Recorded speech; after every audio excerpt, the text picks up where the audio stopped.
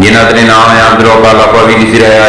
News HD खबरों जो सिलसिलो जारी कजे तो हींअर अहमदपुर खां रिपोर्टर मोहम्मद उस्मान लाखो अहमदपुर लॻ जिमो खान हुजण जे रवासी वारनि पारां मुबैना ॻोठ जे बासरनि ऐं पुलिस जी ज़ियादतुनि ज़ुल्म ख़िलाफ़ मासूम ॿारनि समेत हाजानी ख़ातून हुजण समीना ख़ातून दयानी ख़ातून ज़ुबैदा ख़ातून इमामज़ादी हुजण ऐं ॿियनि जी अॻुवाणी में 9 न्यूज़ एचडी अॻियां एहतिजाजी मुज़ाहिरो कयो वियो। उन मौक़े ते मुज़ाहिरो कंदड़ औरतुनि जो चवणु हो त ॻोठ जे बासरनि ख़ैर मोहम्मद हुजण अब्दु हुजण फ़कीर मोहम्मद हुजण निशान हुजण ऐं ॿियनि असां खां 13 सालनि जी नीगरी समीना ख़ातून हुजण जो समूह रिश्तो ॾियण जी ज़बरदस्ती घुर कई हुई जेको न ॾियण तां ॼाणायल बासरनि असांजे 5 जरेबनि जी ज़रई ज़मीन ते कब्ज़ो करे असांजा लखें रुपयनि जा वण वढे विया आहिनि ऐं खजनि जे बाग़ खे वॾो नुक़सान ॾेई ज़मीन ते बीठल हुसण जो गाह बि पटे लखें रुपयनि जो ज़ियान करे छॾियो आहे। वेतर कुझु पुछण ते हू असांखे सख़्त नतीजा भोगण सां गॾु घरनि ते हमला करे माण्हुनि खे अगवा करण ऐं मारण जूं पिण धमकियूं ॾेई रहिया आहिनि जिन जूं शिकायतूं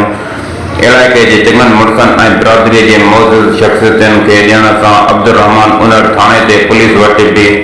10 खां वधीक बासरनि जी ज़ियादतुनि ख़िलाफ़ एनसी दाख़िल कराई आहे पर पोइ बि पुलिस को भी तदारक न कयो आहे। उन मौक़े ते हिननि डीआईजी सखर एसएसपी खड़गपुर खां मुतालबो कयो त नोटिस वठी बासरनि ख़िलाफ़ कार्रवाई करे इंसाफ़ ऐं तहफ़्फ़ुज़ फ़राहम कयो वञे। ॿिए तरफ़ इल्ज़ाम हेठि आयल घुर्जे ख़ैर मोहम्मद हुजण ऐं ॿियनि जो चवणु हो त हिन घुर ॾांहुं रिश्तेदारी जे हिसाब सां समूह रहियो जेको बि रिश्तो नथो ॾिनो वञे जॾहिं त हिननि जी ज़मीन ऐं ॿी मिल्कियत में असांजो बि हिसो आहे जेको अॻिली धुर तरफ़ां न ॾियण करे असां उन ज़मीन ते कब्ज़ो कयो आहे। ये नदी तन आने नहीं वजह में माथा वदो धमकियों दे देने हमला किया था मां काटो गान भी मदी दा रहल खाई थी मां भी रहल खाई था मरंदम बई बस गड मरा जो फेरते का थे माला के खतरो रांझो दिन्नू नीछू अंबू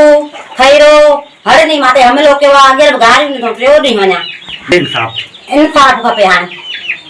केवा या नथी चाही न ये न्याणी के तमारे वना दारियान परावा भेड़ सा दो दप कयो थम भेड़ असारी यारे निकरी सा नथी करे हली सा नथी करे ना बच्चा कड़ी दी पढ़ंदा बच्चा स्कूल में कड़ी चढ़या थई इन जे धमकन कम लडे भजी आई 2 साल औछते बैठी ही मुझे पी पांचो दुनिया में बेहारी ही पी असा जो 12 महीना भी न क्या मरी गया बे जान भा मरी गया 84 ना हो असा जी भेण गरीब यतीम अगर अगारे घर ठहरायो थई हाने हिन का जुल्म कयो थम